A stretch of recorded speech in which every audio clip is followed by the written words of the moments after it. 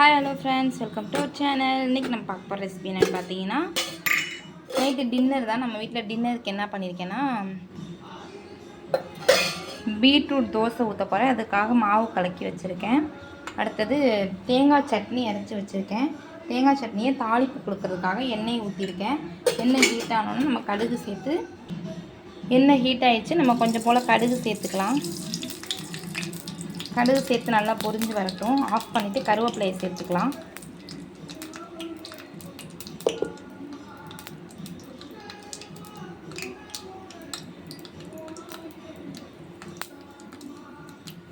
நம்ம இதில் கருவேப்பிலை,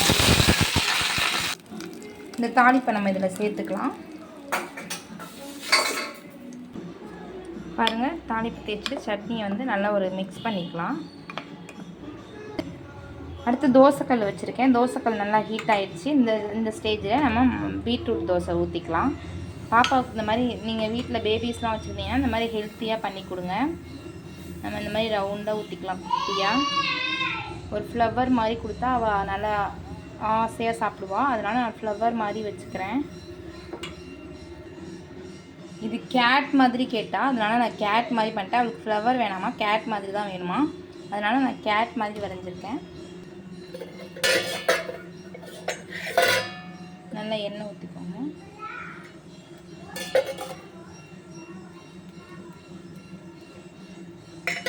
நல்லா எண்ணெய் ஊற்றி மூடி சேர்த்துடலாம்.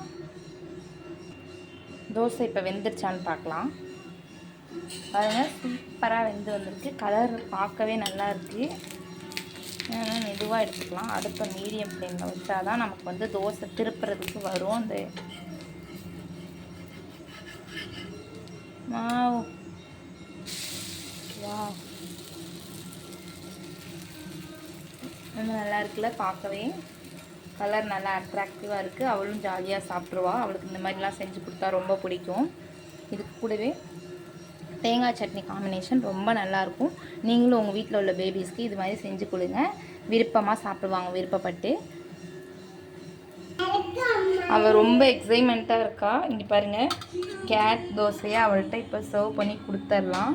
அவள் எப்படி ஆசையாக எப்படி இருக்கான்றத போய் எப்படி ஆசையாக சாப்பிட்றாங்கிறத பார்க்கலாம் வாங்க. கூடவே நம்ம சட்னி வச்சு கொடுத்துர்லாம் அவளுக்கு.